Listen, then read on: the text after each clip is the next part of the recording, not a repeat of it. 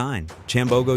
The UG Design Summit 2025 is a biennial collaborative platform dedicated to advancing the visibility and impact of design in Uganda. This is the third edition of the conference, building on the foundations laid by the Kampala International Design Conference, which was first held in 2015. This year's summit is hosted by the School of Art and Industrial Design, Kyambogo University, in line with the university's guiding principle of knowledge and skills for service. The event reflects Kyambogo University's commitment to delivering quality education and equipping students with the competencies needed to contribute meaningfully to society. This biennial summit features diverse knowledge-sharing platforms, including keynote addresses, paper presentations, graduate seminars, PhD and master's NERs, exhibitions, workshops, the design fireplace, an evening of dialogue and exchange.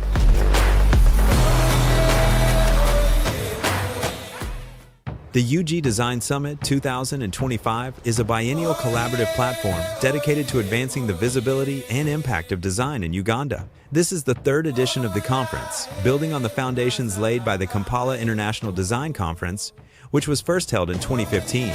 This year's summit is hosted by the School of Art and Industrial Design, Kyambogo University, in line with the university's guiding principle of knowledge and skills for service. The event reflects Kyambogo University's commitment to delivering quality education and equipping students with the competencies needed to contribute meaningfully to society. This biennial summit features diverse knowledge-sharing platforms, including keynote addresses, paper presentations, graduate seminars and master's NERs, exhibitions, workshops, the design fireplace, an evening of dialogue and exchange.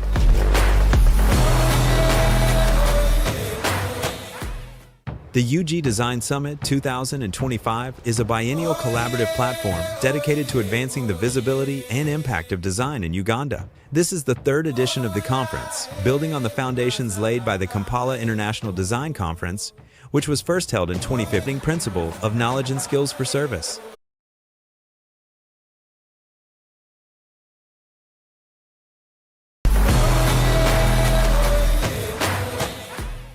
The UG Design Summit 2025 is a biennial collaborative platform dedicated to advancing the visibility and impact of design in Uganda. This is the third edition of the conference, building on the foundations laid by the Kampala International Design Conference, which was first held in 2015. This year's summit is hosted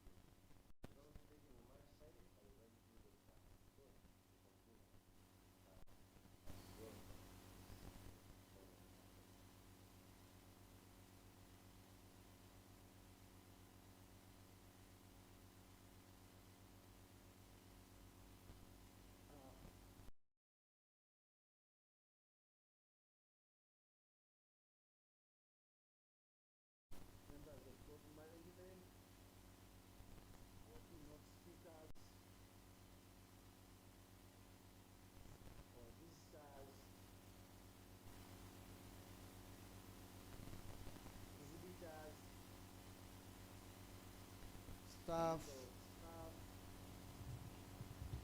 our dear deans, body, ladies and gentlemen,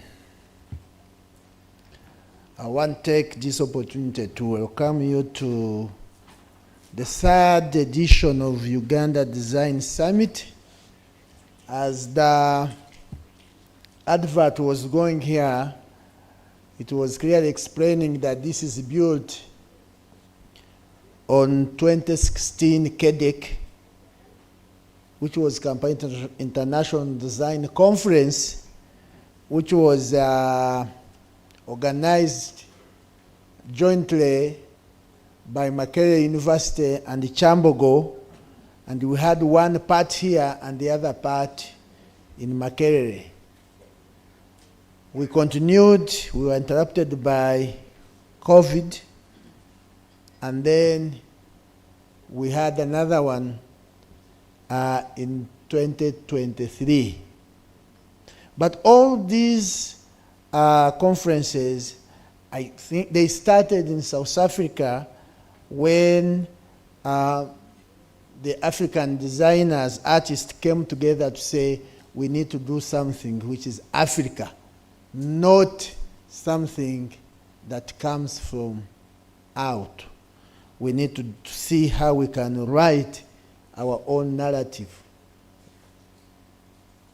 And Kyambogo took it up, especially the School of Art and Industrial Design, SAID, and we have continuously organized that. So the highlights that in 2023, we had a very wonderful summit here, conference, and among the papers that were presented, we sent them back to the reviewers. They looked at the work, they sent them to the authors, upgraded them, got the right literature, and this time around, yesterday, we were able to launch a book that was launched by the Vice Chancellor, WAP and WEFT. That book that was launched yesterday was a book about Africans writing their story rather than having people writing about Africa. I think when we were young, we had a book which was it Europe about Africa or Africa about Europe? Yeah, it was Africa, Europe about. They write about us, but this time it was the Africans writing their narrative. It was not from out, it was from ours, informing the world what we are. That was one highlight of today's conference, that we launched the book, which I think is outside there, for those who would want to have a copy. The book that was written by our members of staff, our students, or the Africans, the delegates who attend the conference. And it talks about what we can do as Africans, have a sustainable development agenda, and that was the book. So the objectives of the conference, of the summit, is to showcase what we are able to do as Africans. When we are going into the global world that everybody has gone to, and we are producing, we become global world, they know that this is what we are as Africans, is to showcase is to show our research outputs, to show the things, the findings, what we have got as researchers.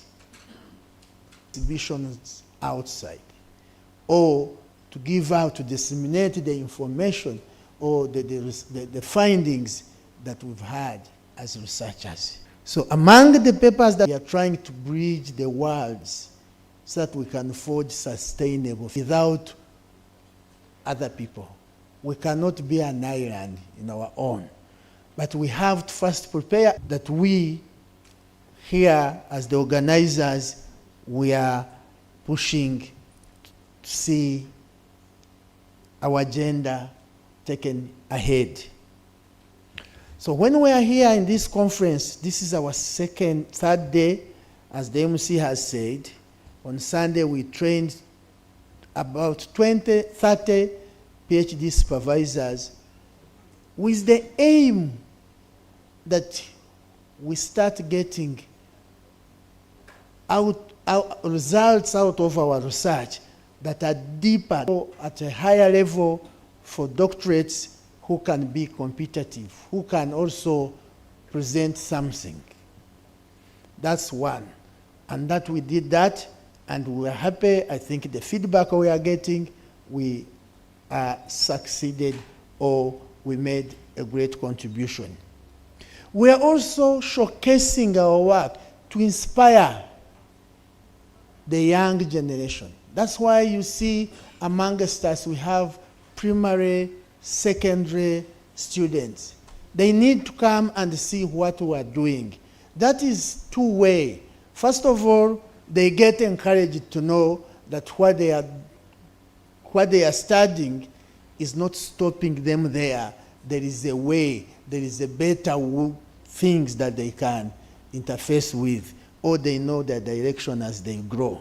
So we have the primary students, kids, pupils here. We have the secondary students here. We have our undergraduates. We have our masters. We have our PhD students, all in this room.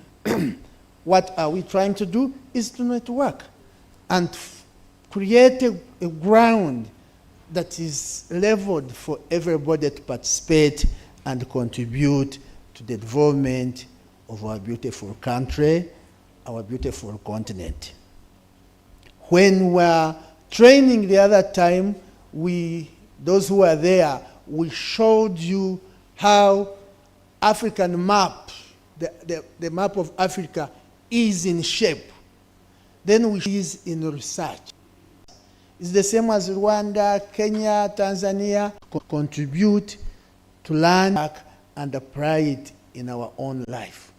If you are a pupil, if you are a student, if you are an undergraduate, a master's, a PhD, if you are a staff, it's all about sharing ideas. We are all here equal in search of knowledge, in sharing experiences, so that we can make Uganda a better place.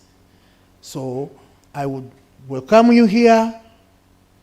Feel free for today and tomorrow, and those who have been here since Sunday, so that when we go back, we take a message to better ourselves as individuals, but also to better our country and our community.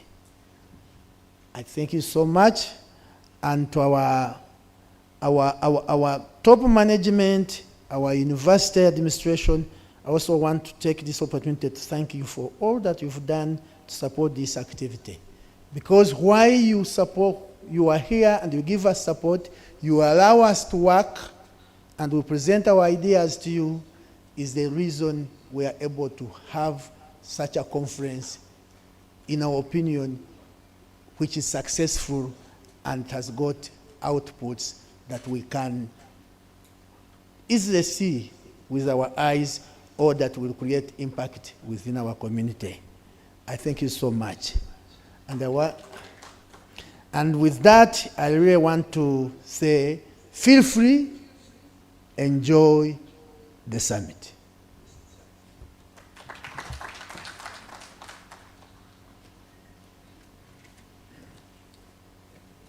Yeah, thank you very much, Doctor, for calling upon us to feel free and enjoy the summit. I want to also repeat the same call, and maybe to tell you that if you have anything you want to, you will raise up your hand, we shall deal with you. And for places of convenience, in case you want to access them, you'll go out through this door or the one up there or here. Then it's here, out here. When you reach, there's a door that enters in the same building.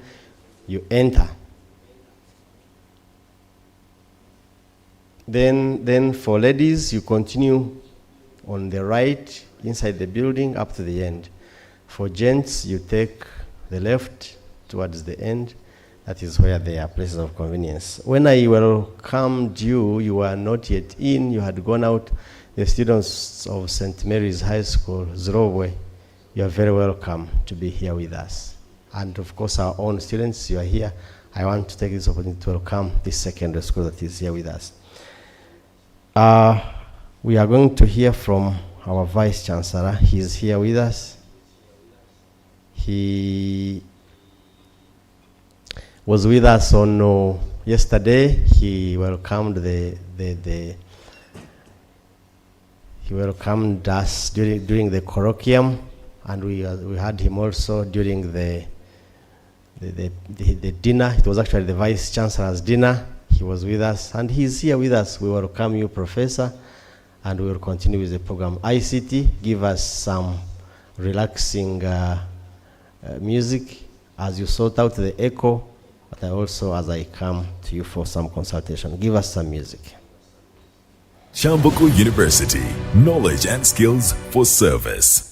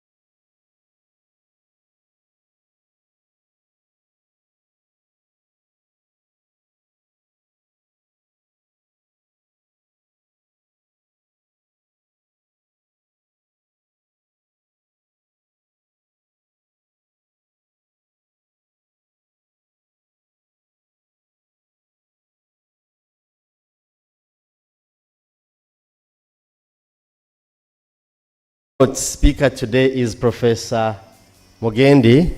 He will tell us his other name. I try to say it, but I don't say it well. He is the Deputy Vice Chancellor of Admin, Planning and Finance, Machakos University, Kenya. I want to assure you that you will enjoy the keynote. Just like last night, I told people that I don't want I was fighting the temptation to tell you who our speaker was.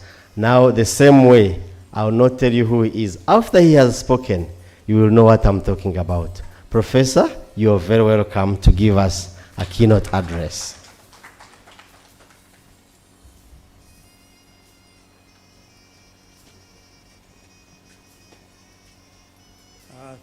Thank you and good morning again. Our Vice Chancellor of Kyambogo University and top management, colleagues, friends, students, those that are friends of Kyambogo, and those that are also watching us from a distance. It's a huge pleasure to be here. Anytime that Dr. Mutunji or Dr. Patrick call me, I come running because I consider this to be a second home. So this is indeed a great pleasure. So there's a way we need to look at the world around us. There's a saying that old men sit in the shade because they planted a tree years before. This is a Luganda proverb, for those of you who may not know it. And I wish someone who speaks the language would have said it, because I'm sure it would connect right to the heart.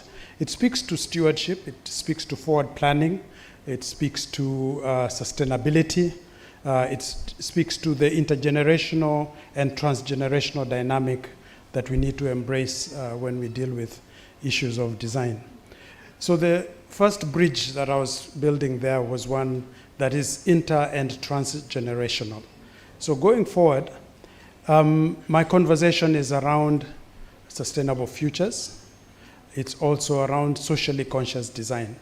One of the key differentiators in the way we practice design in Africa, as opposed to design, say, in the West, is we are still surrounded by many, many real-world challenges, what in design we call wicked problems.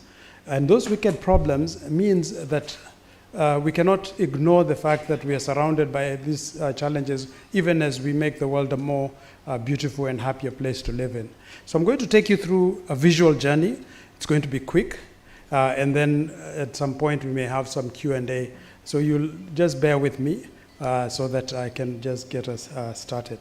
To reimagine the same products, but now with newer materials. So you can see the use of granite and marble there. The mortar and pestle is another famous and ubiquitous product you find in all traditional societies across the continent. Again, imagining it in a new and modern interior setting, whether it's for aesthetic or even functional purposes. Then I'll take you through something known as the fantasy coffins that are found in Ghana.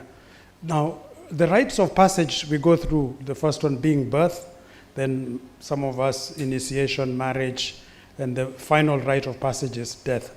In Africa, we celebrate all those rites.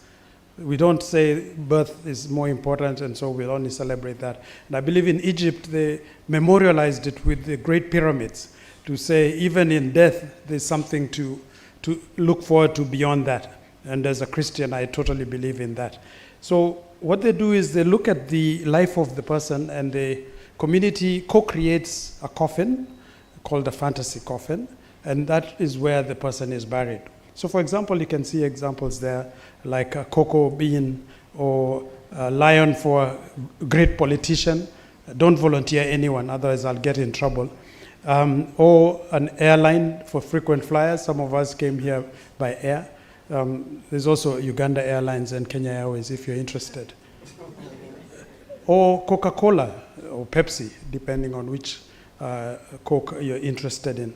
So Africa is rich in the sense that all these colors, all these symbols actually have meaning.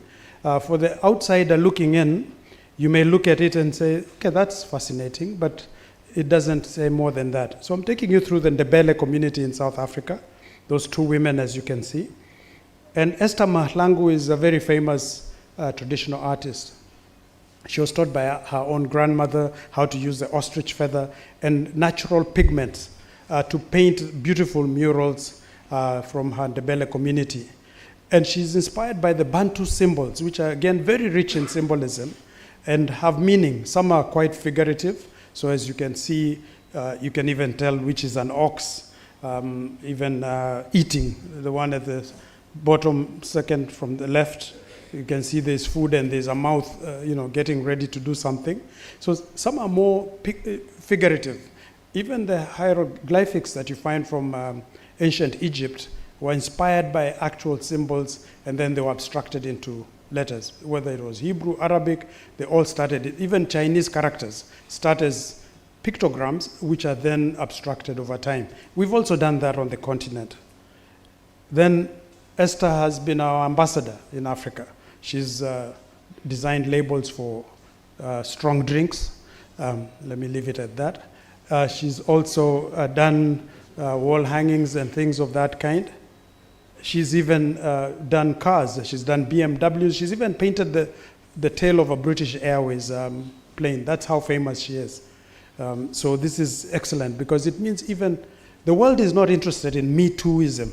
So if you say I'm a designer and I'm in Africa, then they want to ask the next question is, so what? Now you have to change that perspective so that the respective questions should be, why not? Okay? So don't say the same thing everyone else knows. Tap deeply into your culture so that you're able to say something that is unique. I've spoken of the Adinkra symbols. These are from Ghana. There's a beautiful outfit here with Professor Philip. Yes, thank you very much. Yeah. And if you just stand facing me, you'll see that there's some two symbols on his back. That symbol is the symbol that says that God is sovereign. Okay? So this is very rich and it's all around us. Thank you for that. I appreciate it. Okay, please give him a hand. I think he's the most, I have Maureen also starring there, but for now, let me focus on this side. So these symbols are extremely rich and they have meaning. They're not just patterns which we wear because we can.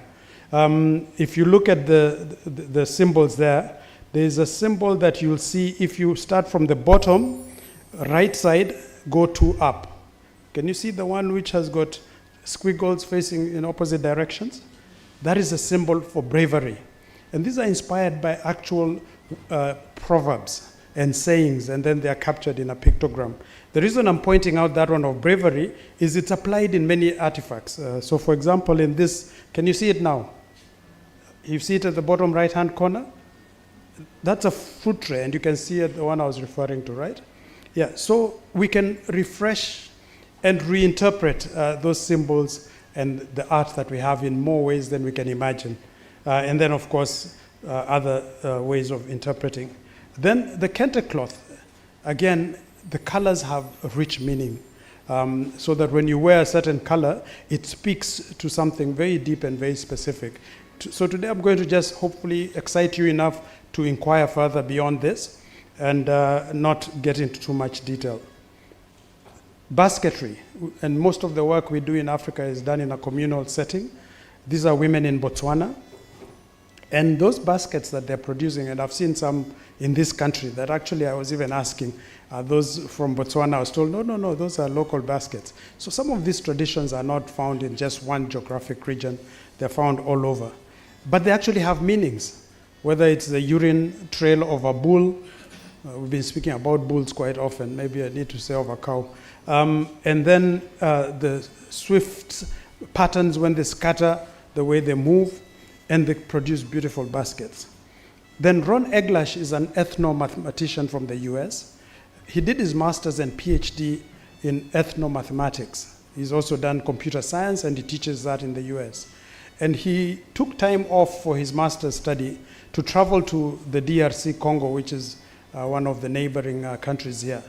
And he discovered to his astonishment that the hairstyles or the braiding that the women do actually had deep mathematical and computer insights. In fact, some of them even mimicked constellations that we often don't see with our naked eyes.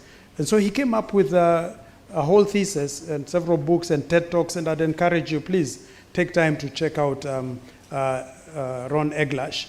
He'll talk about African fractals and the beauty that is in. So I've got examples there that are done in plan and in a spherical form, and then the hairdo that is inspiring that deep mathematics. So even the mundane and everyday things you'll find suddenly are incredibly rich. And here you can see the plotting on a graph paper there and what it looks like when people do them, and many others which we cannot exhaust now. Then also inspiration from nature. I spoke that Patrick and I often celebrate biomimicry, which is what design that is inspired by nature. And these two groups of women from Namibia are both inspired by cattle, isn't it? You can see the one on the right and towards the center. Those are known as the Herero. The Herero women have done it literally. So they have the horns of the cattle as the headdress, stylized. And the ones on the left side are actually called the Vimba. And the Vimba use the ghee from the cattle's milk, and they actually produce a kind of cosmetic that they apply on themselves and on their hair so that you're able to do hairstyles of that kind. Same animal has inspired one as a byproduct and one as an aesthetic, stylistic element. So this is very interesting. So it speaks to diversity. These are weddings across Africa. Philip would fit right in there because he's got a very celebratory attire already. It's about color, it's about the community. And often people ask, why do you have so many people at your wedding? Are you famous? But it's because everyone comes. You don't have small weddings on this continent. We celebrate every rite. And so is our food and the containers that are inspired by that, from the tilapia that is very, very nice. I think the other day Sahar made some very good tilapia, and I could tell by watching everyone else how delicious it was. Okay, so Peter Mabeo is a designer from Botswana. He's inspired by, you can see the artifacts that inspire him. Can you see any artifacts there? Which artifacts do you see? Just shout it out. Any artifact that we are familiar with? Did someone say drums? Yeah. Very good. Drums is the ones on the left. What about the ones on the right? Headrests. Have you seen the Karamoja and other communities with the headrests, which they rest their heads on? So very modern interpretations of things that we often do not realize. And this man is exhibiting his work in New York, Paris, London. Every major city in the world cannot get enough of him because he's saying something different, something unique, something authentic about Africa. Haldane Martin is based in Cape Town. The seat you see there in the black seat is inspired by the centipede. And the centipede and the same chair actually is articulated, so it can go around corners depending on how you want to set it up. The lampshade above it is made of ostrich feathers, yet it's a very modern product. The seat, the one on the left, is called the Zulu Mama because he creates the stainless steel structure, and traditional Zulu women who do weaving actually weave the chair into being. And then, of course, there's a shelf which uses industrial strength magnets, and you can compute them the way you want. It's modular. You can build it straight or square. It's up to you. Then we also have Bibi Sek, famous industrial designer from Senegal. He was involved with the Renault space vehicle. He went back to his community to give something back, and he developed a range of chairs and worked with traditional weavers who did the weaving that you can see. And I'm sure I even saw in one of the exhibitors, they're actually doing the weaving as we were speaking. So this is something we can all do. Andile is based in South Africa. He's a ceramicist. You've seen from the School of Arts and Industrial Design some wonderful ceramics that I've already observed.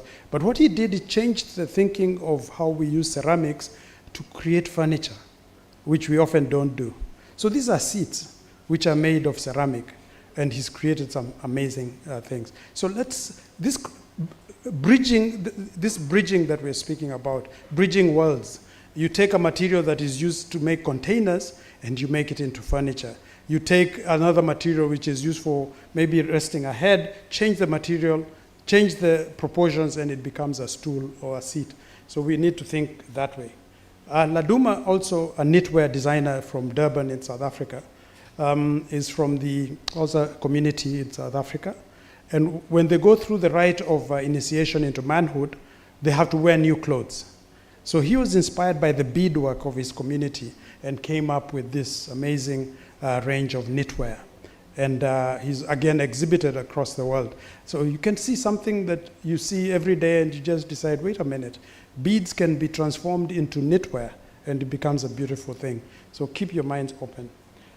Francis Kere won the Pritzker Prize. The Pritzker Prize is like the Nobel Prize for architecture, and he's from Mali. And he went in and did some amazing work with adobe, clay. The same clay. I've seen a lot of clay bricks in Uganda as I travel around. So you already have the material. He's decided to use it for actual construction of buildings. And they have incredible acoustic and thermal qualities that even modern materials may not match. Then this socially conscious agenda means, what are the problems? So one of them is this little lamp that you see on the top right-hand corner, which in my language says, hold it while I make the bed. That is the literal meaning of that little thing. I'll say it in my vernacular just for authenticity. I think only Carol might pick it up. Ngwatiranta andike. Yeah. Oh, you know it? Okay, then I'm among friends. So unfortunately, as cheap and as affordable and ubiquitous as this product is, it's also dangerous, right? The fumes from the paraffin, the possibility of toppling over and causing fires, and all that. So a group of my students, and one particular student in this case, took up this challenge, went to Rwanda, did some testing. So the gentleman you see wearing the prototype is actually in Kigali, on the outskirts of Kigali, and the family setting, and developed this modular system of LED lighting, which can be recharged and coupled in different computations. And you can see how that can be done. You can see how you can charge it, cycling or solar or electricity if you have it, and so on. And an NGO has actually come out of that called Nuru. And it's right now in Nepal, in India, and many parts of Africa as well.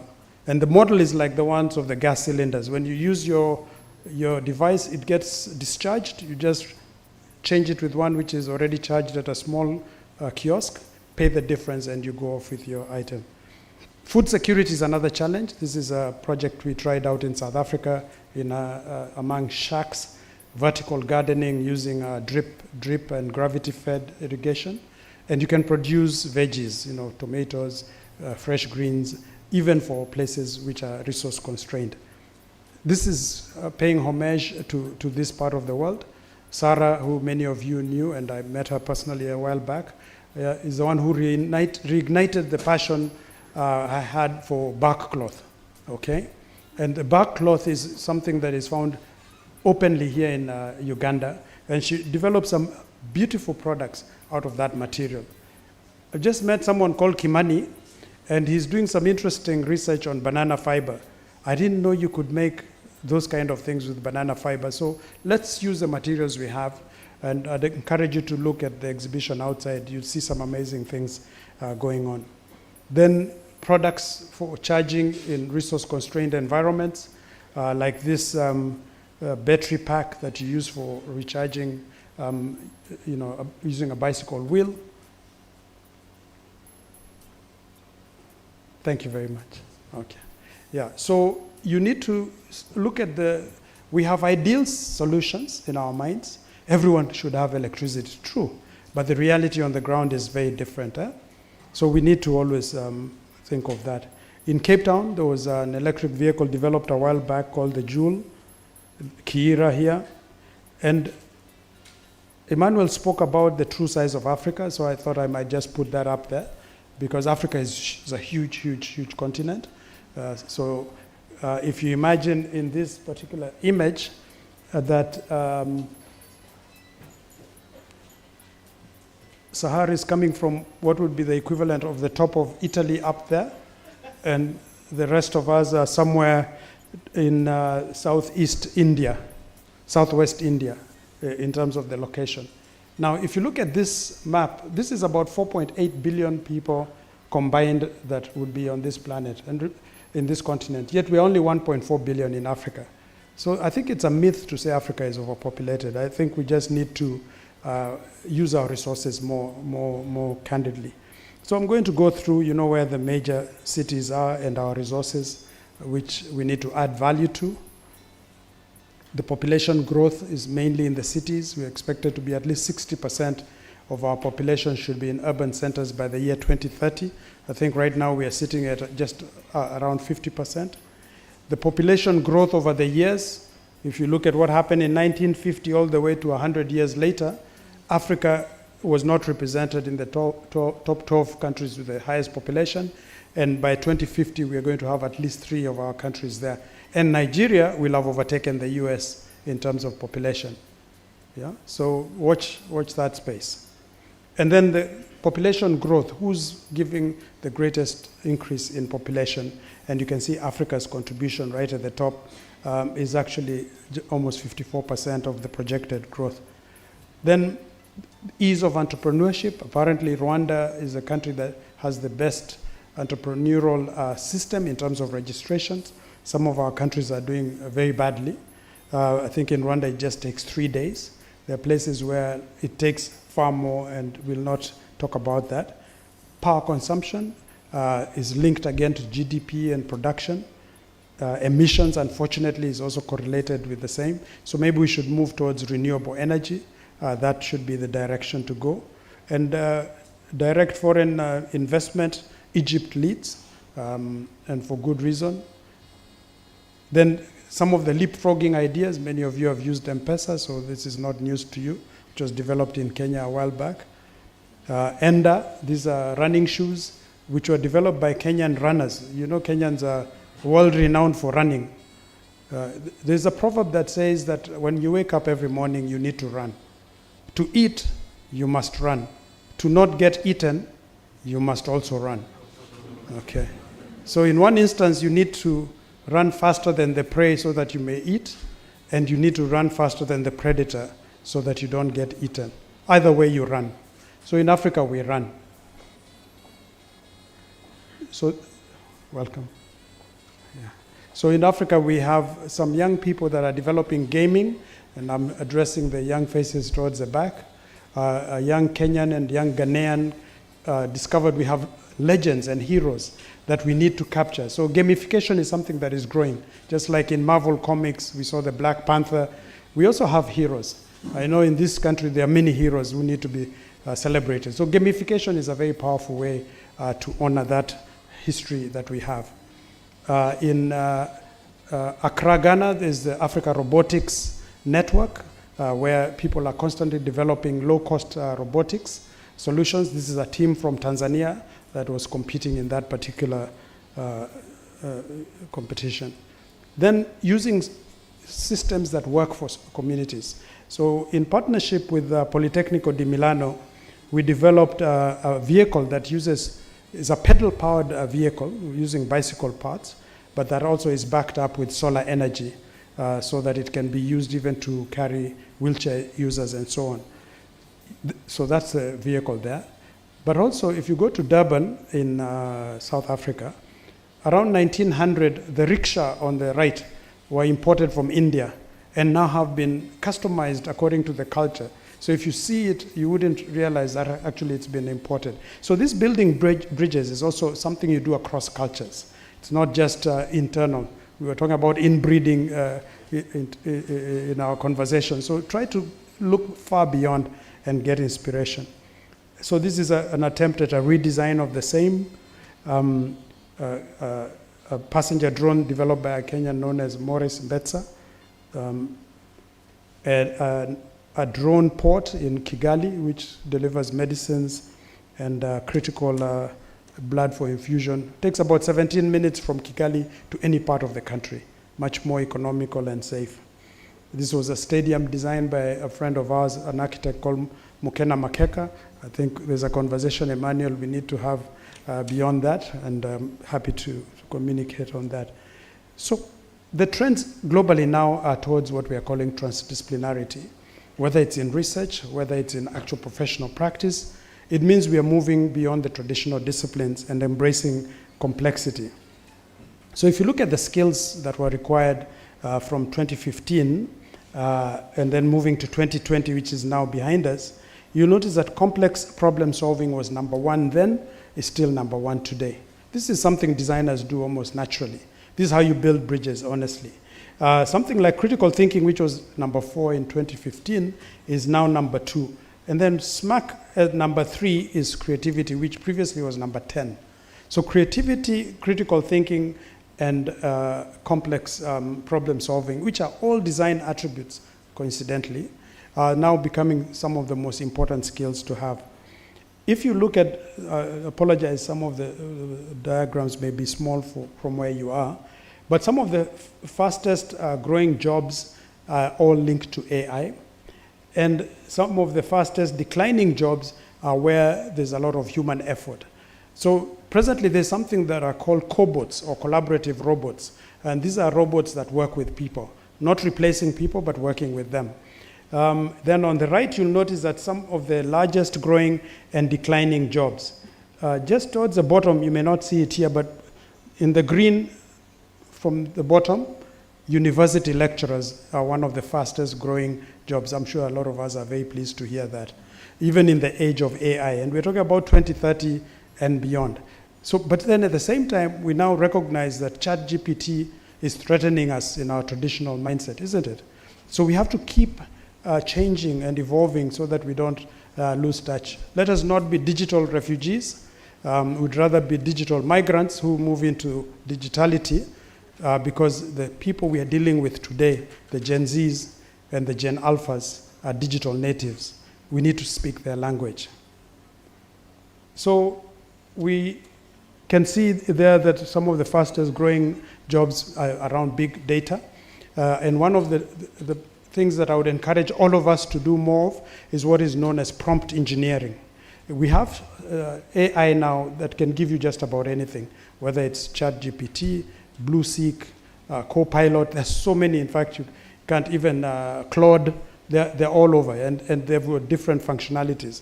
What is now remaining is how you prompt the AI so that it gives you really high quality outputs.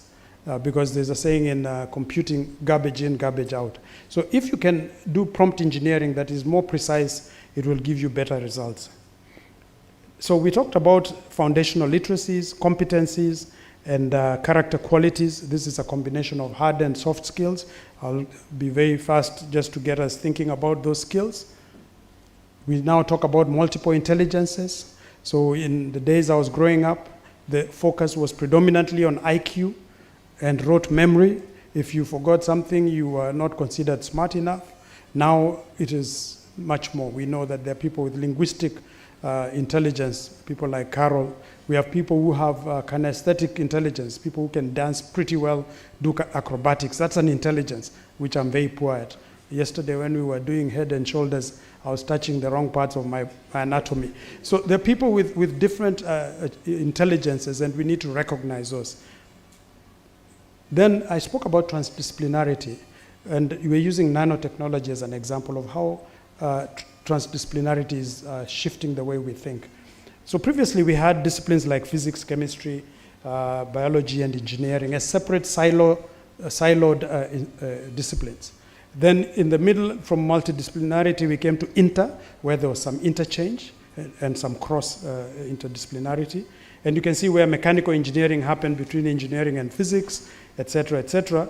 And then in the early phase of transdisciplinarity, we had nanotechnology sitting inside the middle of all those.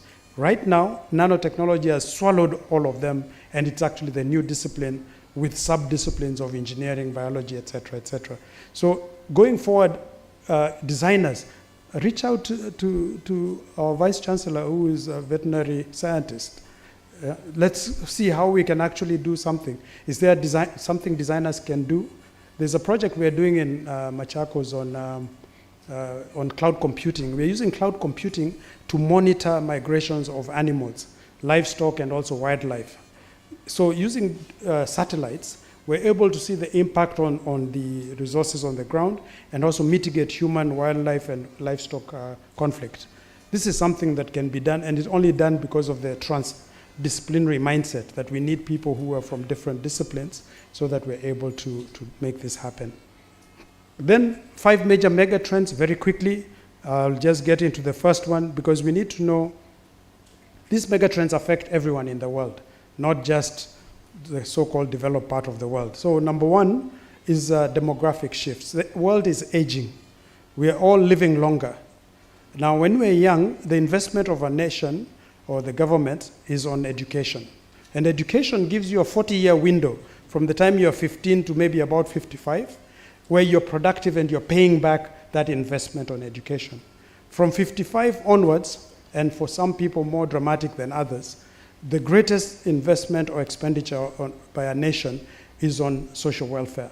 It's on health and well-being, keeping people alive even if they're not being productive.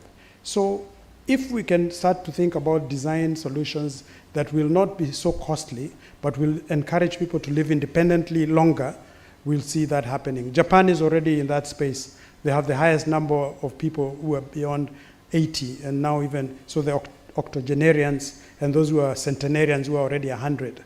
And there's even research being done in what they call the blue zones in the world, where people live very long. And Japan is one of them, also Italy is another. And they're trying to establish what are why do these people live longer?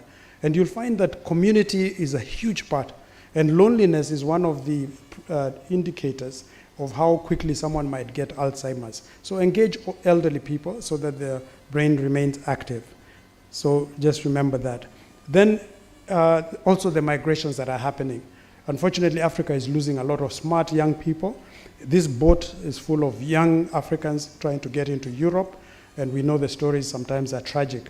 So what can we do to create solutions? Instead of us having to bridge physically of people moving away from Africa to Europe, how can we bridge that by bringing some of what they're looking for into Africa so that they're productive here? So what we're seeing is a lot of remote working. Our own children actually service international clients from the comfort of their homes with their computers. This is the reality I know in most of East Africa. And then those are migration routes, most of them moving out of Africa into Europe, some moving from South America into the US, and we've heard how unhappy Trump is. He's been trying to build walls. I don't know if that's been successful. And then previously people heading down from Southeast Asia into Australia. The second of these megatrends is shifts in global power. We grew up knowing Europe, particularly those that were the colonial powers, were the ones with the money. This is changing as we speak. Sorry, let me just get this off. So we have the BRICS nations, Brazil, Russia, India, China, South Africa. This is grown now. It's not just the 5 countries. I think they've already almost, at what number now? Is it 12 or more? I think they brought in Turkey, UAE, Egypt. I think Iran was also joining. So it's expanding as we speak. And this is threatening the old world order. And it's going to create tensions geopolitically, as we know. Because right now there's threats or rumors of wars where people are saying China and the US may end up having an encounter that is not pleasant because of geopolitics. It's about influence, but it's also about resources. It's also about markets where people can sell their goods. Let's not get caught up in this situation. There's also another group known as MINT. MINT is Mexico, Indonesia, Nigeria, and Turkey. And it's also another emerging bloc, okay? There's constantly so we even run out there. We've got eagles, we've got civets, mints, we have fragile 5, and you can see South Africa is unfortunately there, and others. So they're constantly morphing. I hope that was not politically insensitive. Yeah, but this is the reality we live in. So we need to ask ourselves, how can we contribute to the well-being of our countries so that when they thrive, our citizens thrive? Then number 3 is accelerating urbanization. This is a reality everywhere. Traveling through Kampala, I can see it's a magnet for people from all over the country, in fact, even the region. It's the same in Nairobi, it's the same in many of the cities, even Addis Ababa, Cape Town, and so on. So this has led, many countries are not prepared. If you go to places like Lagos, every hour or so, some 60 new people are moving into Lagos. It's constantly just growing, every hour. So by the time we finish here, some 60 people have just landed. And by the time we are done with this conference, I think almost 2,000 will have come through. So this is a reality, and it's scary if you're a city planner and you're not prepared for the kind of challenges there are. So it leads to those kind of situations which you find, or in Rio de Janeiro, where you have this really dramatic contrast of those that are very affluent, and across the wall on the other side there's people with major challenges living in favelas and those kind of shanty towns. Then number 4 is climate change and resource scarcity. This was Cape Town a while back. I was there when this happened, and we were all confused.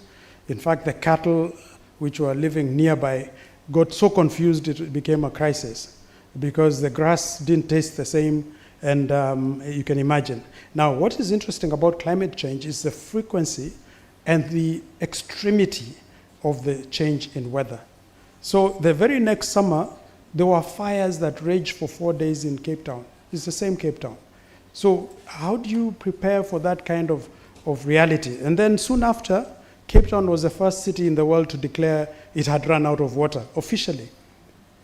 This is a scary, I know the Lake Victoria has got lots of water, enough to feed Sahara and her people all the way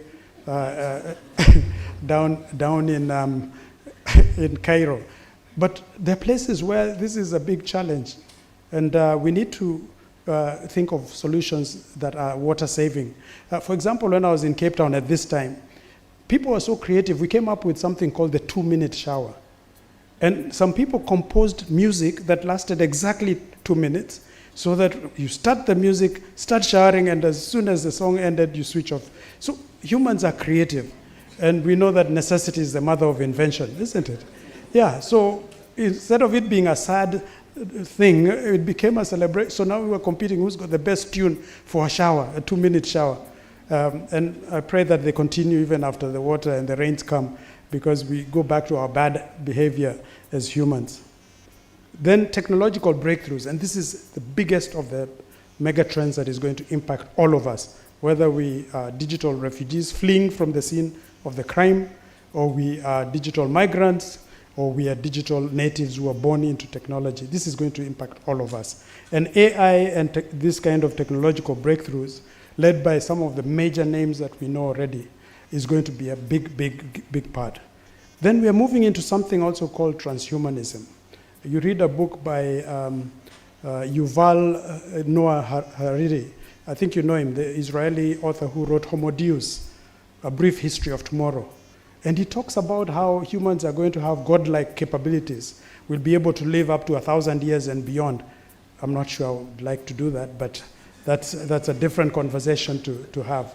So what are we going to do? So this cyborg, who is part human and part, mainly human and part machine, is becoming the reality. This is being done now in the military, where people who are willingly wanting to be enhanced in their potentiality. I don't think I'd like to lose my natural arm for one of these, but I guess there are different motivations. So we remember Asimo, the Honda robot, cute little fellow. And these were the ones they introduced at the beginning to kind of prepare people so that they see robots as friends. Because there's all these dystopian views of what could go wrong if robots realized that they had power and they turned against us. And Asimov's laws come into mind, like how robots will not harm people. But we've seen people weaponizing even beautiful things like drones, which are meant to take aerial photographs and cover weddings and other happy occasions. And someone puts a small parcel and it detonates. So humans, and this is where ethics comes in. So as we build bridges, ethics is going to be the biggest challenge going forward, whether it's in law, medicine, design, social consciousness, social responsibility, that's where it's going to be. So you've heard of Sophia.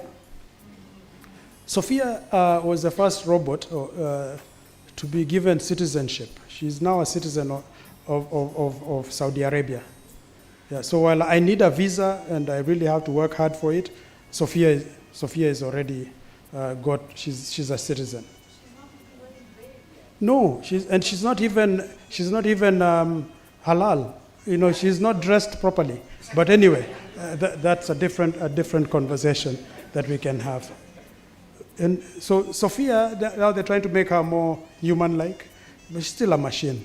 And I think I wouldn't want to have one of these near me. But that hasn't stopped people from paying $50,000 for one of these. So the world is crazy. Places like Japan, where the population is in decline, people are buying dolls like this, and they actually drive with them and talk with them, because with AI, you can actually have conversations with some of these things. Then there's also another fellow called Ameka, another very famous robot, who now they've improved on him from Sophia. Sophia is meant to be very clever. Sophia, I think, means in Greek wisdom, so she's meant to be like really smart. Ameka has very human-like facial features, so he can contort his face and do amazing things. So with the actuators built inside, you're able to do things. That's how you realize how creative God is, because we do all these things without even thinking. You smile at someone and you don't even realize that you're actuating muscles. All you see is someone who smiles back, and automatically you smile back. You've actuated at least 17 muscles in just that one instance. So we need to look at this against that reality. So you can see Ameka there looking surprised, curious, showing you their joints and all that. And it's going to get even more confusing, because once they skin this, they've created new latex material now that looks like skin. And it even is porous enough to allow the heat to dissipate from the machine. Then we might get confused. So I don't know how we are going to know if someone is a machine or human, but I think we'll have to give each other code words, so that if we meet later and I give you a prompt, if you don't respond, I know that's a robot. Right now, they're doing voice cloning. It takes about 30 seconds of listening to someone's voice, and you can clone that voice. You can take a video of someone and actually superimpose it, and it becomes an image that sounds and behaves like me. So how do you know it's not Mugendi that is speaking, and it's not AI that is trying to fool us? That's something we need. That's ethical. So ethical responsibility, as I come towards the last bit of my presentation, is going to be the biggest challenge for us in the 21st century. Because even after we say all this, I've taken you on a very interesting visual journey. We've seen Ameka, Sophia, and many other developments going on. But meanwhile, we have this reality that we need to also take into consideration. Like if you met this gentleman who's really, in my view, a very innovative human, because he's using that technology that exists, coupling it with natural sources of fuel and power, and he's living comfortably. By the time you tell him about Sophia and Emeka, I'm not sure if that conversation is going to be in 2030 or 2050 or even 2100. So we need to remember, as designers, we have a social responsibility, so that we don't get so carried away by technology, we stop recognizing the needs right at our doorsteps. So right now, they are trying to pioneer head transplant. In fact, they had found a candidate who's a gentleman from Russia who was born with a paralysis, almost like similar to what was his name, that famous physicist had, Stephen Hawking. Yeah, and because he wanted to get a head transplant and get a new body because he met a lady he really admired. She's a model. But when she accepted him as he was, he changed his mind. So he's no longer a candidate for a head transplant, but they're ready. And with quantum computing, they actually can do it, because now they have the technology to do so. So again, ethics. Is the body that is there the one that you're addressing? Is it the guy who gave you the head, or the one who gave you the body? You know, it gets very confusing at that point. So you start calling people them. And I'm not speaking the way in the West now you see people signing off saying him, her, they. No. I'm saying it's multiple people. This is more than one person I'm addressing in this instance. Then don't forget the universal human needs. As you all know about Maslow's hierarchy of needs. Right now someone said below physiological there's also Wi-Fi, and I think that is true. There's a basic need. Max Neef came up with satisfiers, human satisfiers, so you go even deeper, and I'd encourage designers to look at Manfred Max Neef's satisfiers, so that you look at the actual need and find ways to respond to them. And because of time, I'll just leave it at that. Then the final thing I want us to just look at is design thinking, which Emmanuel alluded to. And design thinking helps us look at the world in a way that is empathic with some compassion. So we did some projects and looked at how the UN SDGs could be incorporated into our communities. We picked a couple of SDGs that were relevant, because out of the 17 SDGs and 164 targets, not all of them are relevant to every challenge. And picked Cape Town and looked at how we could address an issue that was linked to solid waste management, which I've seen as a challenge in other parts of the world as well. And we created a solution that was containerized, but the final product that was the one that was most recognizable is we developed a new bin through participatory design with the community, and this is the product that ended up, and it's part of a system which takes people through from the point of collection at the household, and now it's been rolled out to every part of South Africa. So we're very happy that we're able to contribute to that. Then, as we conclude, we must design with empathy. The world is a complex place. Human beings are nuanced. We need to stop generalizing, because people have different needs. So there's a young lady called Nikki Abdinor who was born without hands, and we developed a drive-by-wire system for her, so she's able to drive a car.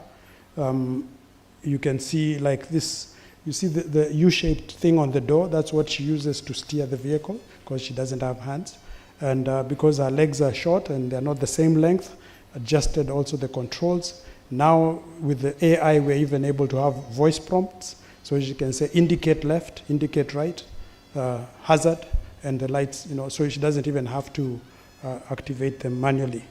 And so I'll quote Leopold Senghor, as that was the first president of Senegal, if you recall.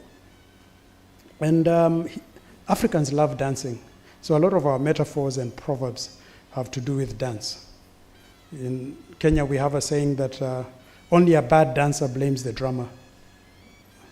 And that when the drum beat changes, the dancers must adapt accordingly. This is the reality that we're in.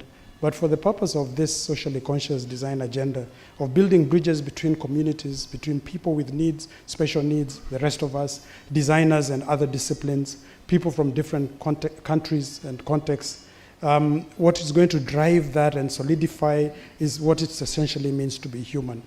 It is empathy. So I feel the other, I dance the other, therefore I am.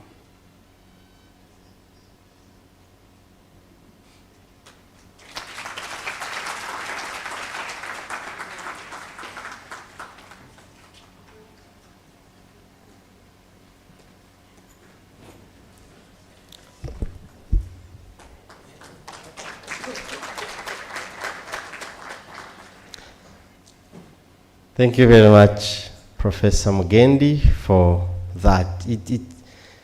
I was thinking many things, and I noted some down, and I'll keep them there and maybe keep thinking until I don't know when. But there is quite a lot for each one of us. We were glad while the professor was presenting, our chief guest arrived. You are very welcome, our dear chief guest. So without taking much time, I'll invite you, Dr. Mtunji, to give us some welcome remarks. Dr. Mtunji, you're welcome.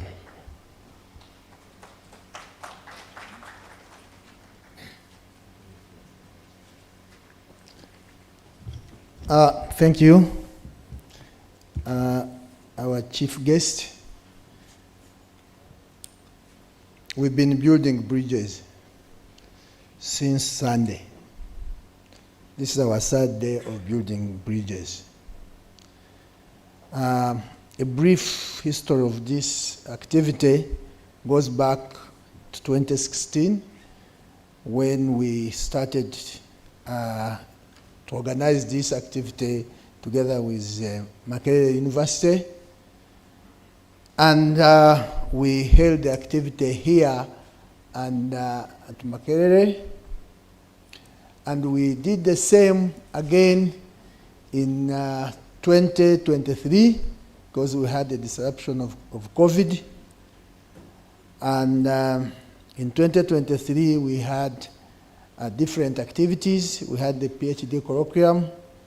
We had a workshop on paper making. We had the exhibition and the presentations which took place in the same place. And we are here in 2025 because we do it every 2 years. And this time around, we have done a number of things. We have built bridges on how we supervise our students. So we had a 2-day activity for PhD supervisors on how to supervise students effectively to make sure that they finish.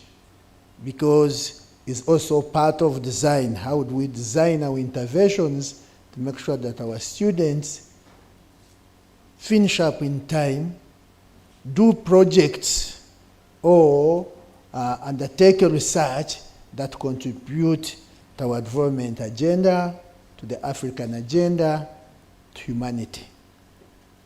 We did it, we trained, or we shared experiences with 30 PhD supervisors. Last evening, we also launched a book, which I think the Vice Chancellor will give you a copy as we go on.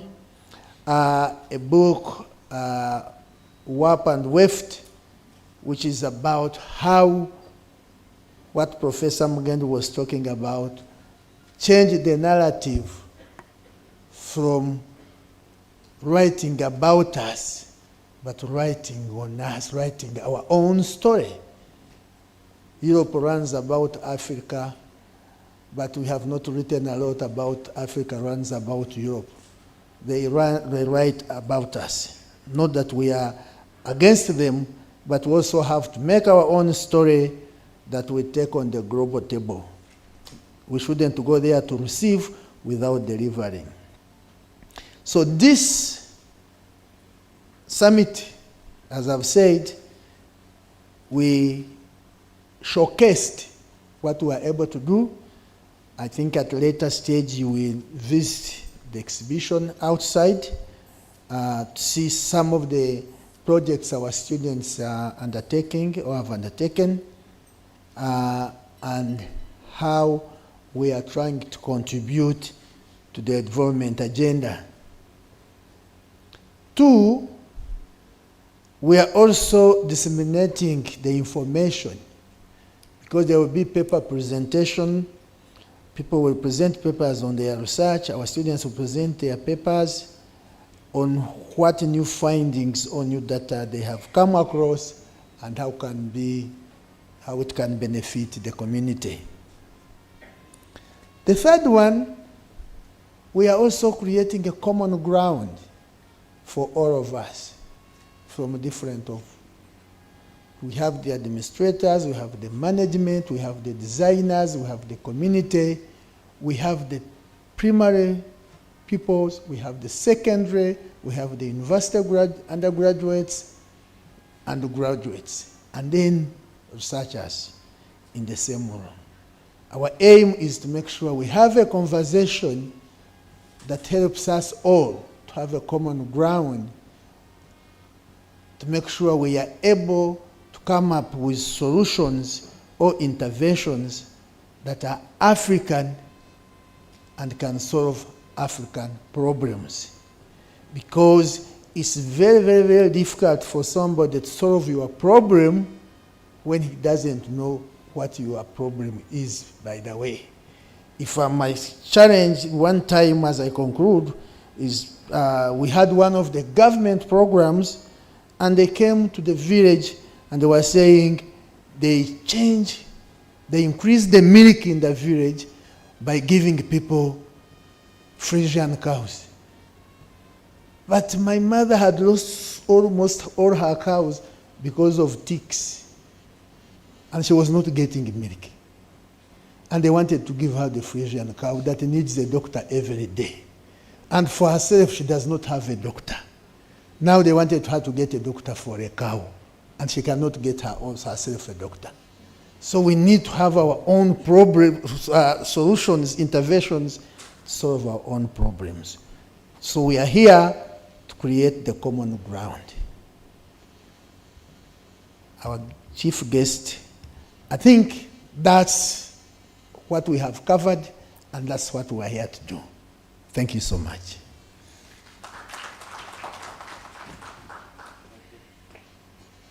Thank you so much, Dr. Mtunji, for bringing us to speed, especially our chief guest and other guests who may not have followed the goings-on since Sunday. And as we continue with the official opening, I'll take this opportunity to invite our Vice Chancellor, Professor Eric Katunguka Rwachaya, to give us his remarks. Professor, you're very welcome.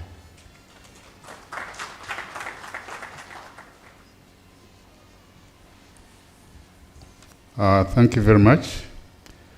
Our chief guest, members of top management who are here, invited guests, distinguished designers, innovators, and participants, including the young fellows from schools, ladies and gentlemen. I'm glad that I've been participating in this design summits since they started, and I want to congratulate the faculty of the School of Art and Industrial Design for continuing to do this year after year. And I want to thank management that has continued to support them.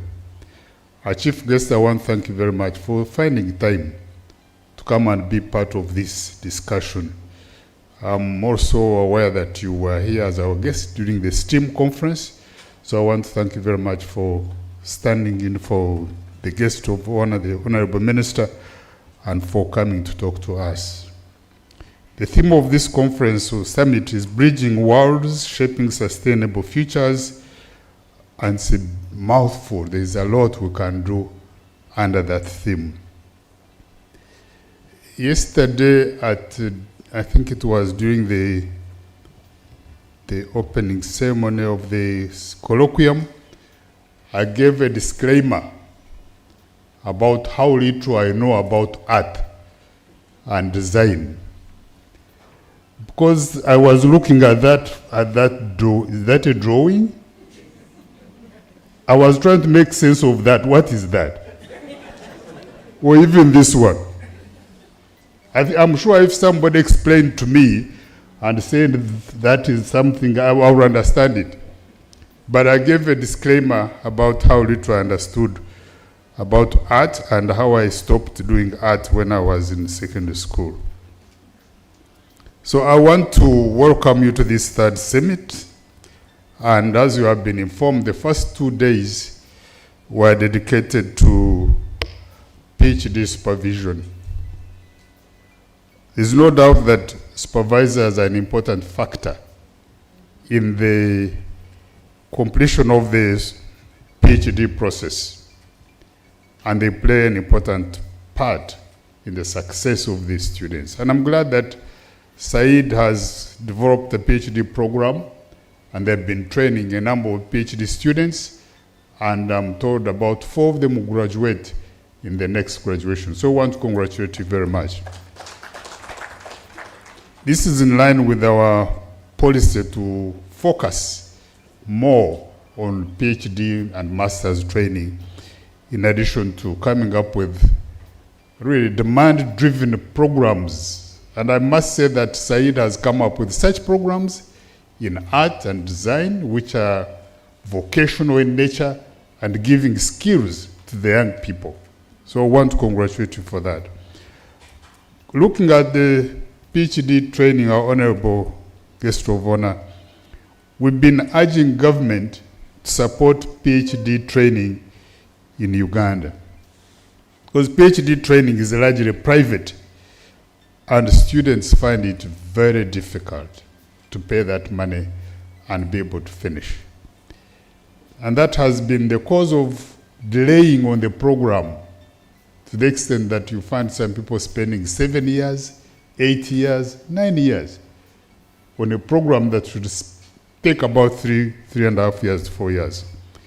So with the training of supervisors, they must be able to help students identify problems. This is what Dr. Mtunji was talking about. What problem are you going to research on?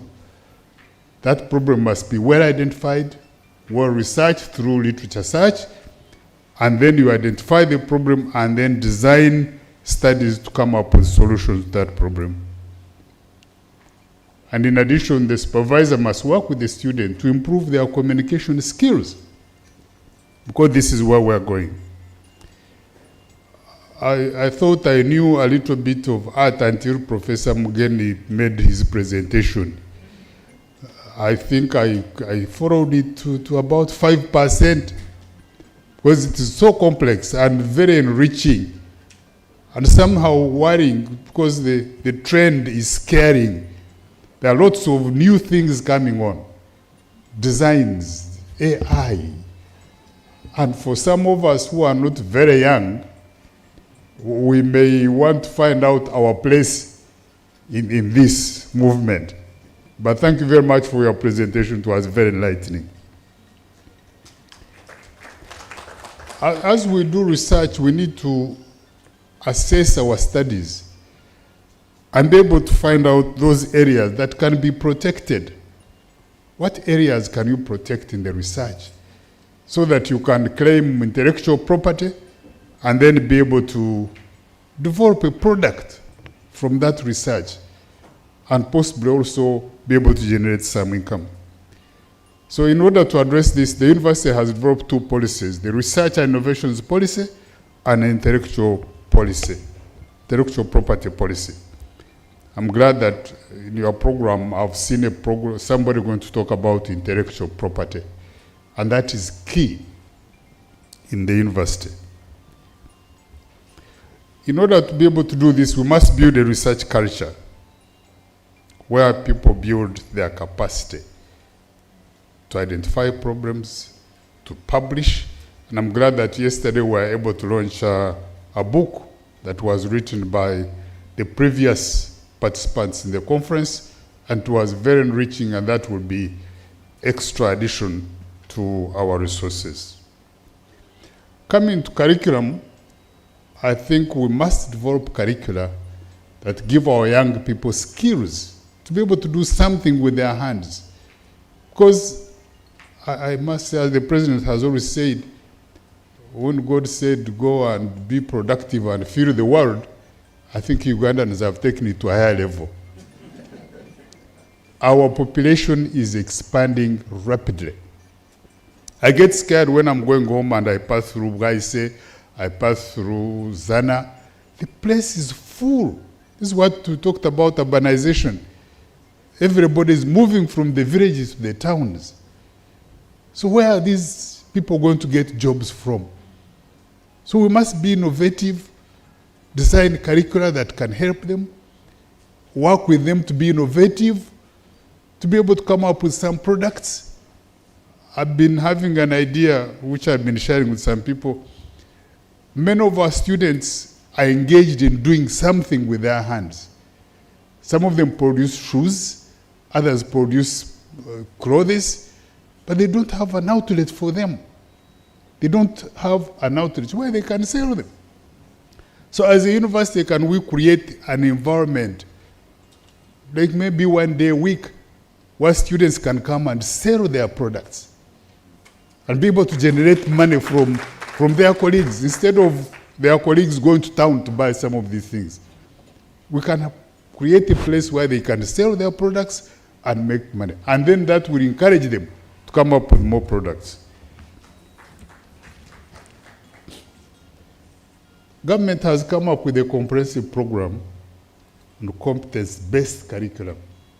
I'm sure our guest of honor knows about that. And the purpose of that curriculum is to give young people the skills to be able to work with their hands, to be innovative, to think outside the box, and not sit down and listen to a lecturer or somebody teaching them. And universities are being urged to take up this curriculum. We are really working tirelessly to ensure that we look at this curriculum and see how we can improve it to be able to give our young people skills. Professor Mugengi talked about a program where some women take milk and they produce G, you know G, and then they use some components of that G to produce cosmetics. If they can remove the smell of the G, then that cosmetic would be very, very marketable. Because the G has a strong odor, and if you can remove it, it's very good. Surprisingly, we had a meeting with the president about 2 weeks ago, and he was talking about science, technology, and innovation. And he said our education system has challenges. It gives our people skills up to a certain level and does not take them beyond that level. Because our colonialists taught us how to produce coffee, and you stop there. How to produce cotton, and you stop there. How to produce milk, and we stop there. But can we now think beyond that? When you produce coffee, for what? Process it in a way that can generate extra income. And unfortunately, I was sitting in the front row, and he looked at me and said, these Katungukas tell their students to produce more milk, but do you tell them that they can get products from milk and be able to make money themselves? And I do not have an answer. So this is where the competence-based curriculum is going to help us. And the government is giving more focus on vocational technical education. That's where Said, I think, has excelled in having programs which are vocational, which are hands-on, and most of their students can get jobs when they graduate.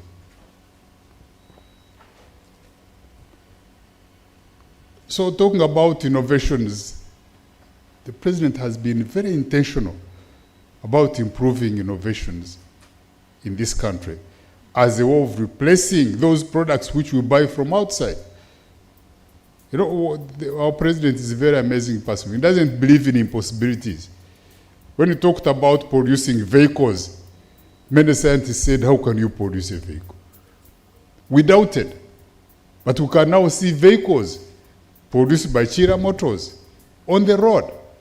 And those vehicles have components which our people are able to produce, like seats, covers, and all that, and giving them jobs. Then indigenous knowledge.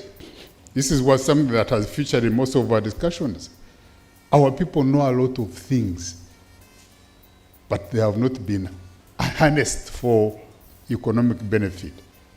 There are some people who have products they are selling, like there's a man who claims to be treating diabetes. When I sent somebody to him, he charged him 15 million to start giving him herbal products, these things they give in jerrycans.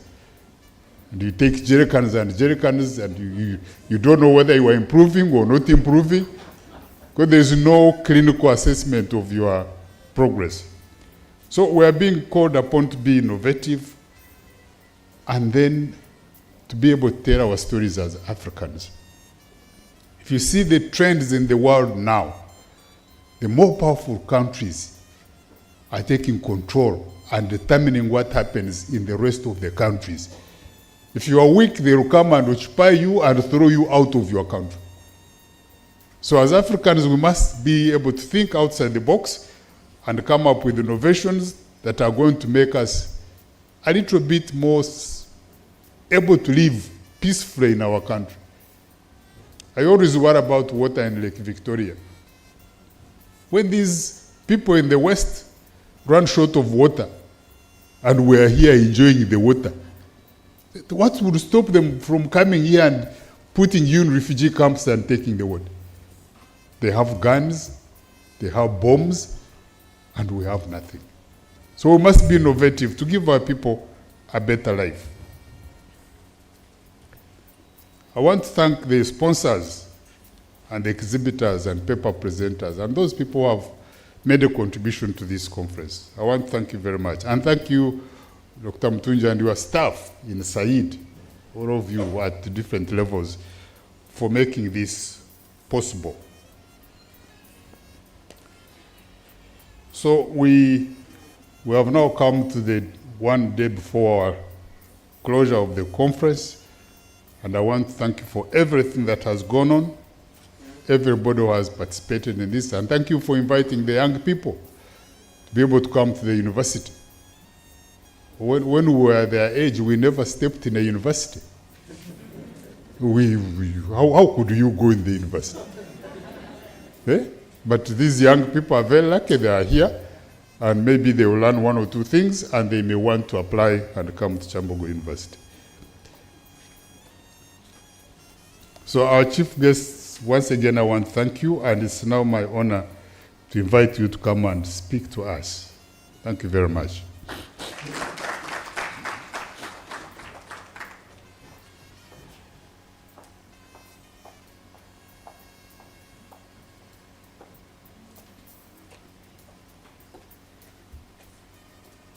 Thank you so much, Professor. For the guests, I'm not the First Lady. I am representing the Minister. So good afternoon to you all. I have the speech, and I do not want to dilute what Mama wants to tell you. It's a speech by the guest of honor, Mama Janet Kataha Museveni, First Lady and Minister of Education and Sports, at the official opening of the Uganda Design Summit, this day, the 7th October 2025. Before I read her speech, I bring her warm greetings to you all, and apologies, she equally had other important function to attend, and she was not able to be here physically, but she's with you in prayers, spiritually in prayers, and wishes you all the best and recognizes the importance of this function. The Vice Chancellor of Kyambogo University, Professor Eli Katunguka, all the invited guests, distinguished designers, young innovators, students, ladies and gentlemen. I am very pleased to be here today at the invitation of the Vice Chancellor to join you for this third edition of Uganda Design Summit. I bring you warm greetings from His Excellency, the President of the Republic of Uganda, and I thank Professor Katunguka and Kyambogo University for hosting this activity where talent, especially from the young ones, is displayed. I thank you for the kind invitation to serve as your chief guest. I have, it was assumed that I should have toured the exhibition, but she recognizes the exhibition, and maybe let me just read what she was saying, that I've toured the exhibition and liked many things on display. When I look at this assembly, I do not just see a conference, I see a room full of potential, the potential to reshape our nation's future, to reshape Africa and the whole world. I have been informed that the theme of the summit is bridging world shaping sustainable futures, which can only be achieved if one gets the relevant training and skills, which is central to the work of my ministry. For us, education is not merely the transfer of knowledge from a teacher to a student, but a process of equipping a mind with the tools to identify challenges and the creativity to design effective solutions. This is why my ministry started a competence-based curriculum.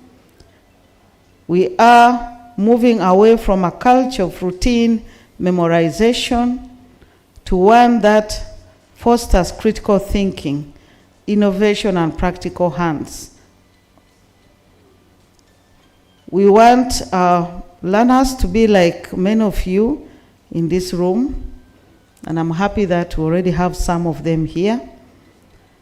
Problem solvers, designers, and creators. We are educating children not just to pass exams, but to build a better Uganda. Therefore, it's the role of the universities such as Kyambogo to tailor your training towards competence-based curriculum so that at the end you have many graduates who go back to solve problems in the community rather than moving from office to office looking for employment. Our graduates should create solutions for the community, which will translate into employment avenues to others. The challenges we face, for example, in the education sector, such as improving school infrastructure, developing relevant learning materials, or creating sustainable livelihoods for our graduates, require a new approach. They require Ugandan solutions for Ugandan problems. Therefore, this summit focusing on human-centered design is a direct response to that need.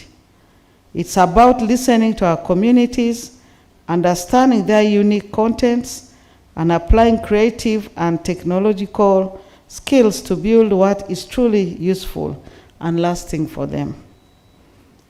Our distinguished designers and participants, I urge you to see your work not just as a profession, but as a form of national service. The solutions you craft in any discipline are the building blocks of our sovereignty and economic independence. Your ability to design a better water pump, a more efficient grain storage systems, or an accessible educational tool has a direct impact on the quality of life of our people than us relying on imported items. The President of Uganda supports a self-reliant economy, a reason why many local industries have been started with government support. My ministry is committed to fostering an ecosystem where innovation and design thinking can thrive from the earliest stages of education. We will continue to partner with institutions like Kyambogo University and the private sector to ensure that line between learning and doing is erased, and that our graduates are ready to contribute meaningfully to our economy. I thought you were going to clap when the minister says they are ready to partner with Kyambogo University. Therefore, it is with great hope and expectation for the fruitful deliberations and innovative prototypes that will emerge from this summit that now I declare the Uganda Design Summit 2025 officially open. Thank you, and may God bless you and your work for God and my country. Thank you so much.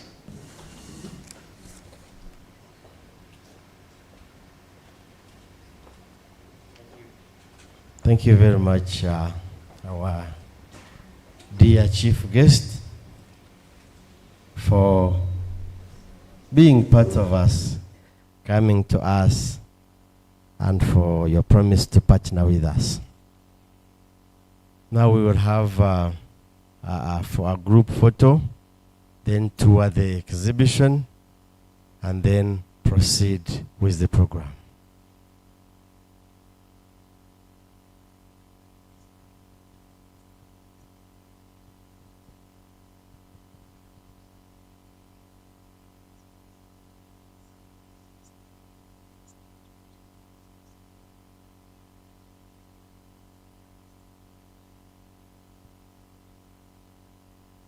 Yeah,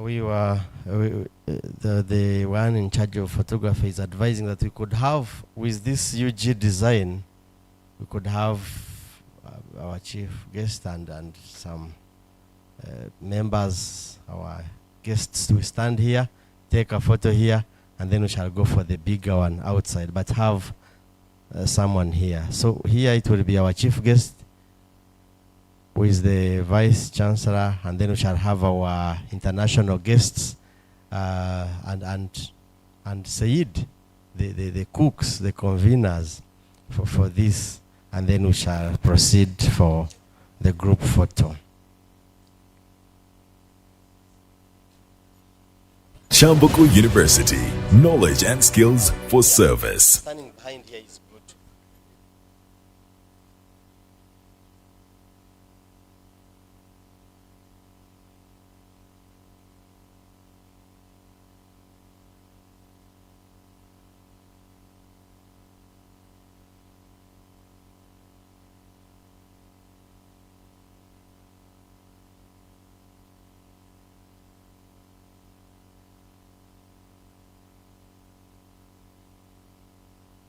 Kyambogo University, knowledge and skills for service.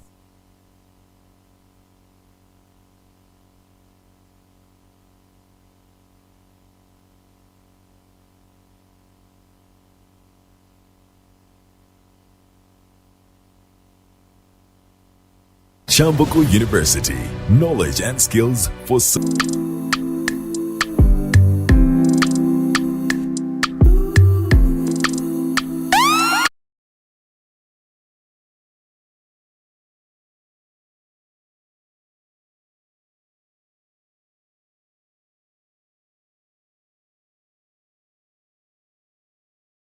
The UG Design Summit 2025 is a biennial collaborative platform dedicated to advancing the visibility and impact of design in Uganda. This is the third edition of the conference, building on the foundations laid by the Kampala International Design Conference, which was first held in 2015. This year's summit is hosted by the School of Art and Industrial Design, Kyambogo University, in line with the university's guiding principle of knowledge and skills for service. The event reflects Kyambogo University's commitment to delivering quality education and equipping students with the competencies needed to contribute meaningfully to society. This biennial summit features diverse knowledge-sharing platforms, including keynote addresses, paper presentations, graduate seminars, PhD and master's NERs, exhibitions, workshops, the design fireplace, an evening of dialogue and exchange.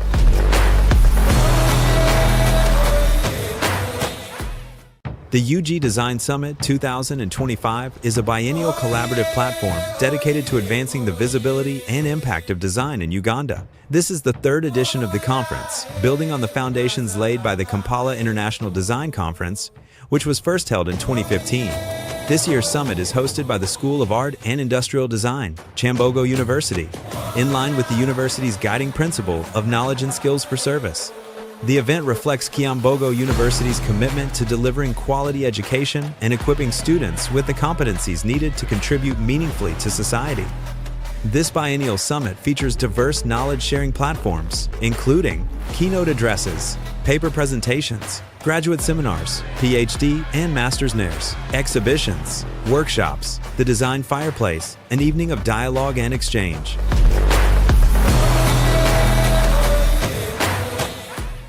The UG Design Summit 2025 is a biennial collaborative platform dedicated to advancing the visibility and impact of design in Uganda. This is the third edition of the conference, building on the foundations laid by the Kampala International Design Conference, which was first held in 2015. This year's summit is hosted by the School of Art and Industrial Design, Kyambogo University, in line with the university's guiding principle of knowledge and skills for service. The event reflects Kyambogo University's commitment to delivering quality education and equipping students with the competencies needed to contribute meaningfully to society. This biennial summit features diverse knowledge-sharing platforms, including keynote addresses, paper presentations, graduate seminars, PhD and master's NERs, exhibitions, workshops, the design fireplace, an evening of dialogue and exchange.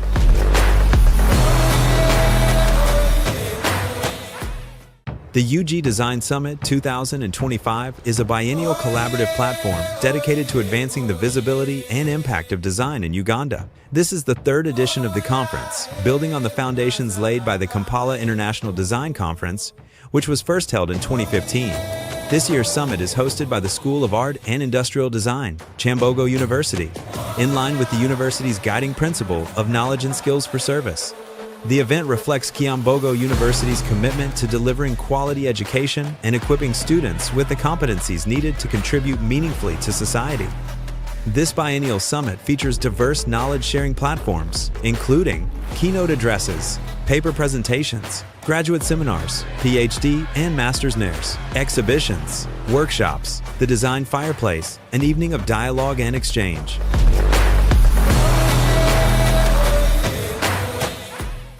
The UG Design Summit 2025 is a biennial collaborative platform dedicated to advancing the visibility and impact of design in Uganda. This is the third edition of the conference, building on the foundations laid by the Kampala International Design Conference, which was first held in 2015.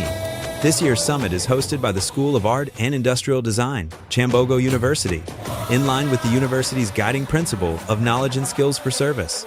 The event reflects Kyambogo University's commitment to delivering quality education and equipping students with the competencies needed to contribute meaningfully to society. This biennial summit features diverse knowledge-sharing platforms, including keynote addresses, paper presentations, graduate seminars, PhD and master's nairs, exhibitions, workshops, the design fireplace, an evening of dialogue and exchange.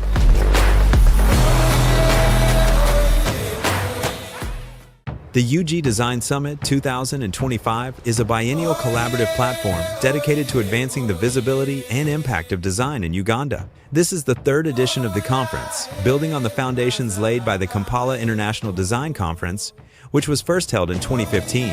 This year's summit is hosted by the School of Art and Industrial Design, Kyambogo University, in line with the university's guiding principle of knowledge and skills for service. The event reflects Kyambogo University's commitment to delivering quality education and equipping students with the competencies needed to contribute meaningfully to society. This biennial summit features diverse knowledge-sharing platforms, including keynote addresses, paper presentations, graduate seminars, PhD and master's nairs, exhibitions, workshops, the design fireplace, an evening of dialogue and exchange.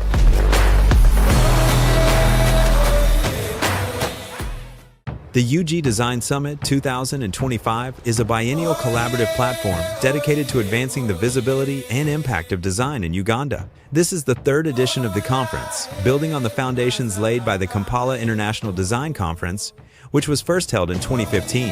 This year's summit is hosted by the School of Art and Industrial Design, Kyambogo University, in line with the university's guiding principle of knowledge and skills for service. The event reflects Kyambogo University's commitment to delivering quality education and equipping students with the competencies needed to contribute meaningfully to society. This biennial summit features diverse knowledge-sharing platforms, including keynote addresses, paper presentations, graduate seminars, PhD and master's nairs, exhibitions, workshops, the design fireplace, an evening of dialogue and exchange.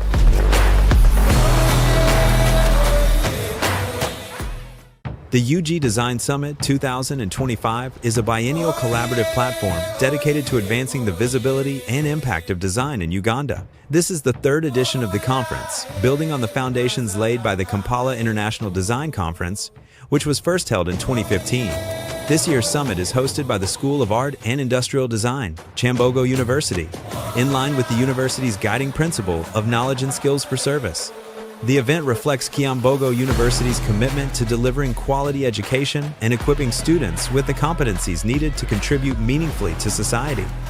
This biennial summit features diverse knowledge-sharing platforms, including keynote addresses, paper presentations, graduate seminars, PhD and master's nairs, exhibitions, workshops, the design fireplace, an evening of dialogue and exchange.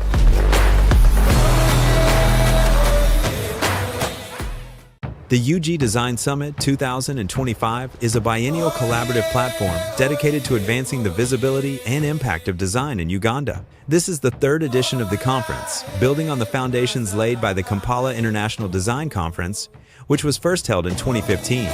This year's summit is hosted by the School of Art and Industrial Design, Kyambogo University, in line with the university's guiding principle of knowledge and skills for service. The event reflects Kyambogo University's commitment to delivering quality education and equipping students with the competencies needed to contribute meaningfully to society. This biennial summit features diverse knowledge-sharing platforms, including keynote addresses, paper presentations, graduate seminars, PhD and master's nairs, exhibitions, workshops, the design fireplace, an evening of dialogue and exchange.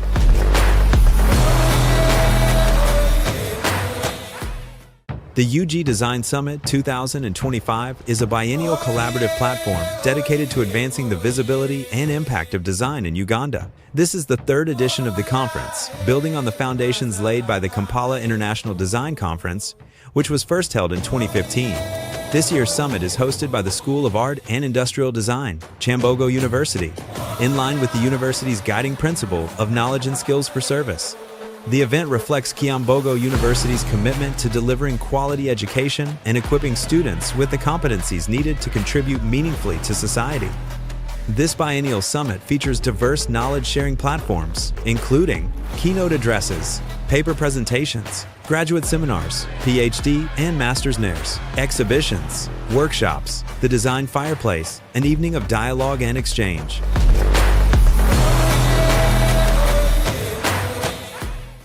The UG Design Summit 2025 is a biennial collaborative platform dedicated to advancing the visibility and impact of design in Uganda. This is the third edition of the conference, building on the foundations laid by the Kampala International Design Conference, which was first held in 2015.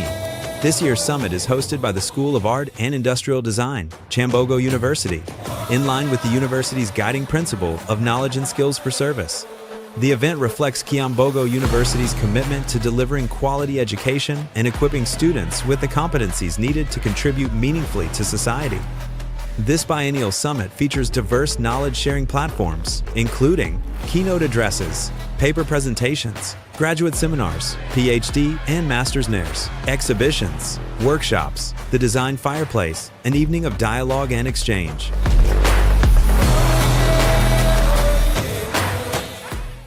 The UG Design Summit 2025 is a biennial collaborative platform dedicated to advancing the visibility and impact of design in Uganda. This is the third edition of the conference, building on the foundations laid by the Kampala International Design Conference, which was first held in 2015. This year's summit is hosted by the School of Art and Industrial Design, Kyambogo University, in line with the university's guiding principle of knowledge and skills for service. The event reflects Kyambogo University's commitment to delivering quality education and equipping students with the competencies needed to contribute meaningfully to society. This biennial summit features diverse knowledge-sharing platforms, including keynote addresses, paper presentations, graduate seminars, PhD and master's nairs, exhibitions, workshops, the design fireplace, an evening of dialogue and exchange.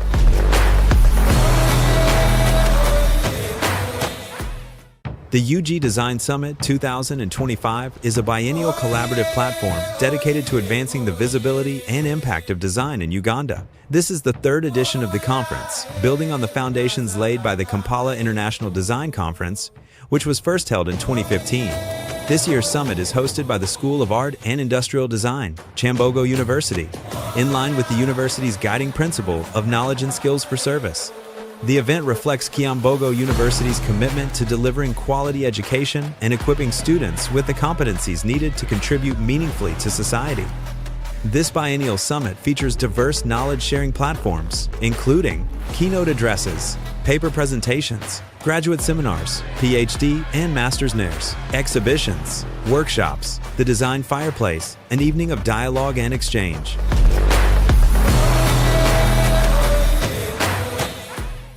The UG Design Summit 2025 is a biennial collaborative platform dedicated to advancing the visibility and impact of design in Uganda. This is the third edition of the conference, building on the foundations laid by the Kampala International Design Conference, which was first held in 2015. This year's summit is hosted by the School of Art and Industrial Design, Kyambogo University, in line with the university's guiding principle of knowledge and skills for service. The event reflects Kyambogo University's commitment to delivering quality education and equipping students with the competencies needed to contribute meaningfully to society. This biennial summit features diverse knowledge-sharing platforms, including keynote addresses, paper presentations, graduate seminars, PhD and master's NAIRs, exhibitions, workshops, the design fireplace, an evening of dialogue and exchange.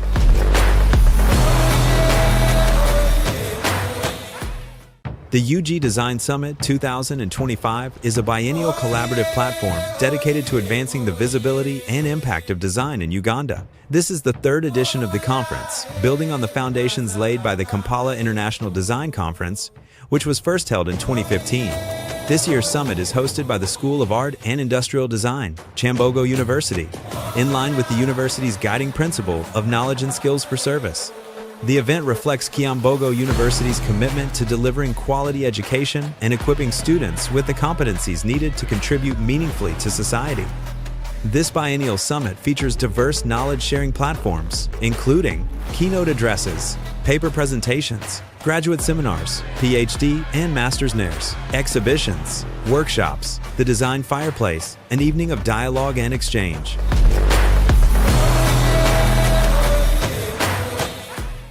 The UG Design Summit 2025 is a biennial collaborative platform dedicated to advancing the visibility and impact of design in Uganda. This is the third edition of the conference, building on the foundations laid by the Kampala International Design Conference, which was first held in 2015.